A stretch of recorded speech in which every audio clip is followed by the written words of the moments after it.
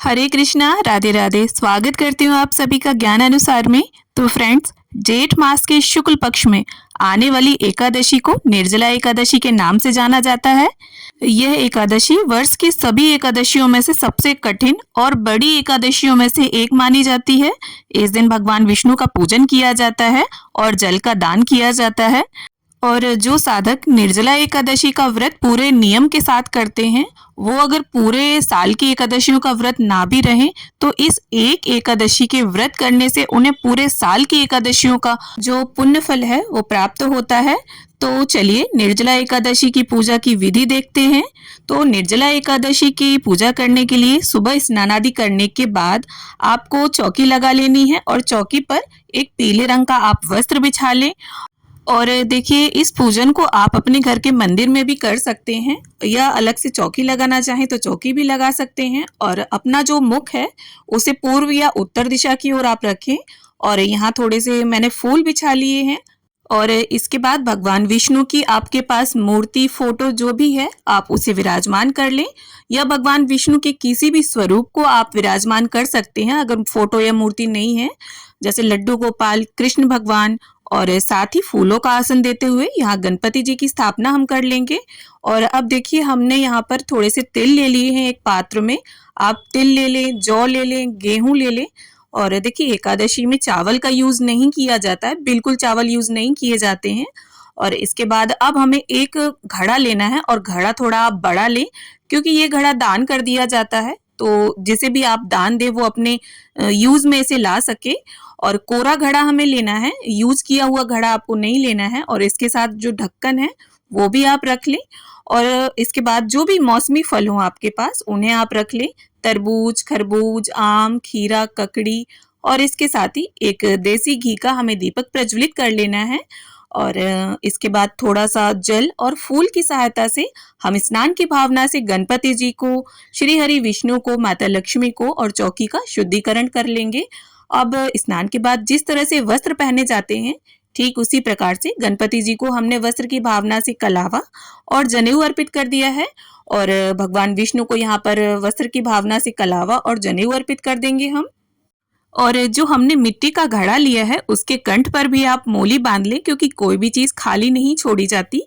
इसके साथ ही गणपति जी को चंदन, रोली, तिल समर्पित करते हुए हम पूजन कर लेंगे। क्योंकि देखिए, किसी भी पूजन में गणपति जी का पूजन सर्वोपरि होता है, सबसे पहले उनका पूजन किया जाता है। और इसके साथ यहाँ देखिए, गुड़हल का फूल है मेरे पास, तो गणपति जी को मैं वो अर्पित कर दूंगी। इसके साथ ही श्री हरि को, माता लक्ष्मी को और श्री हरि के हाथों में जो शंख और चक्र हैं उन्हें, और फोटो में जो भी देवी देवता हैं सभी को हम टीका कर लेंगे। तो दोस्तों, जैसा कि नाम से ही पता चलता है, निर्जला एकादशी तो ये बहुत ही कठिन एकादशी होती है और ऐसे महीने में पड़ती है जो पूरे साल का सबसे गर्म महीना होता है, यानी जून में ये एकादशी आती है। तो यहाँ पर देखिए, मैंने सफेद तिल लिए हैं, अगर आप चाहें तो काले तिलों का भी प्रयोग कर सकते हैं। अब देखिए, ये जो जल से भरा कोरा घड़ा हमने रखा है, इसके ऊपर अगर आप चाहें तो स्वास्तिक भी बना सकते हैं चंदन रोली से। लेकिन मैं आपको यही सुझाव दूंगी कि ये जो घड़ा है ये हमें दान करना होता है, और चूंकि इसमें स्वास्तिक बन जाता है तो बहुत से लोग इसे दान में लेने से कतराते हैं। तो इस घड़े में आप खाली चंदन और रोली से एक छोटा सा टीका कर दें।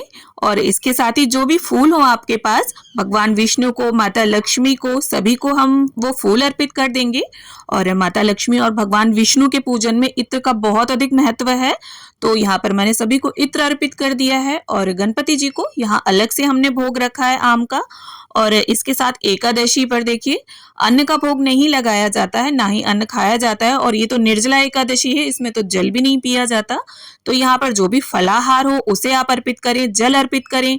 तो यहाँ पर मैंने आम का और चौलाई के लड्डू का भोग लगाया है, और सभी भोग में आप तुलसी दल अवश्य डाल दें।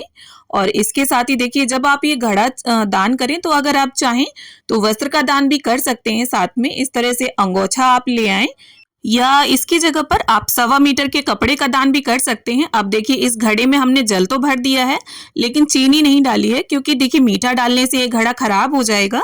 तो अलग से हम चीनी रख लेंगे, और जो भी आपको दक्षिणा निकालनी हो उसे भी आप रख लें। अब देखिए, चूंकि सबसे गर्म महीने में ये एकादशी आती है, तो जल के दान के साथ साथ हाथ का जो पंखा होता है, जिसे बीजना भी बोलते हैं, उसे भी आप दान कर सकते हैं। अब इसके साथ ही एकादशी व्रत कथा की पुस्तिका का भी हम पूजन कर लेंगे और हाथ में थोड़े से पुष्प या तिल के दाने लेकर आप एकादशी यानी निर्जला एकादशी की व्रत की कथा पढ़ लें या सुन लें और जो भी आपने हाथ में ले रखा है उसे भगवान के समक्ष अर्पित कर दें। और इसके बाद जो दीपक हमने प्रज्वलित किया था उसी से मैं यहाँ पर आरती कर लूंगी। आप चाहें तो अलग से दीपक लगाकर भी आरती कर सकते हैं। ओम जय जगदीश हरे स्वामी, जय जगदीश हरे। भक्त जनों के संकट, दास जनों के संकट क्षण में दूर करे। ओम जय जगदीश हरे। तो इस तरह से आरती संपन्न करने के बाद हम हाथ जोड़कर प्रभु के समक्ष क्षमा याचना कर लेंगे इस तरह से कि प्रभु, जाने अनजाने इस व्रत पूजन को करने में अगर हमसे किसी भी प्रकार की त्रुटि या भूल हो गई है तो हमें क्षमा करें और अपना आशीर्वाद सदैव हम पर बनाए रखें। तो इस तरह से निर्जला एकादशी का पूजन किया जाता है। और निर्जला एकादशी का जो व्रत है वो दो तरह से किया जाता है। कुछ लोग तो पूरे दिन निर्जल निराहार रहकर व्रत करते हैं, मतलब पूरे दिन कुछ भी नहीं खाते हैं, यहाँ तक कि पानी भी नहीं पीते हैं।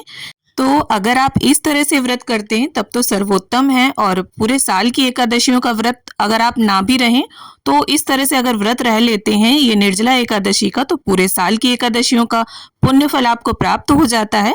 लेकिन अगर आप निर्जल पूरे दिन नहीं रह सकते हैं तो आप इस तरह से भगवान विष्णु का पूजन करके मीठे जल का दान करने के बाद शाम के समय नींबू का या आम का शरबत या खाली पानी में चीनी डालकर आप उसे ग्रहण कर सकते हैं।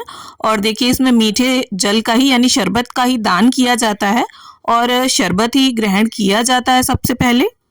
और देखिए, अगर आप व्रत ना भी कर पाएं तो निर्जला एकादशी के दिन भगवान विष्णु का इस तरह से पूजन जरूर करें। और देखिए, घड़े का दान तो आप जरूर ही करें, क्योंकि बहुत से लोग आज के दिन प्याऊ लगवाते हैं और जो शरबत है उसके भंडारे करवाते हैं। और कई लोग देखिए जो अनाथ आश्रम है, वृद्धाश्रम है, वहाँ पंखे वगैरह का दान करते हैं, मतलब जो गर्मियों में हमें राहत दें, इस तरह की चीजों का दान किया जाता है। तो अगर हम ज़्यादा कुछ ना भी कर पाएँ तो कम से कम हमें जल का दान तो अवश्य करना चाहिए। और उस जल को आप घड़े में भर लें, वाटर बॉटल में भर लें और किसी भी कन्या को या ब्राह्मण को या सुयोग्य पात्र को आप इसे दान कर सकते हैं। और एकादशी की तिथि पर चावलों का दान नहीं किया जाता है, द्वादशी वाले दिन चावल दान किए जाते हैं। और तुलसी पत्ते भी आप देखिए एकादशी से एक दिन पहले ही तोड़ कर रख लें। तो उम्मीद करती हूँ वीडियो आप सभी को पसंद आए। वीडियो अच्छी लगे तो लाइक, शेयर और चैनल सब्सक्राइब करें।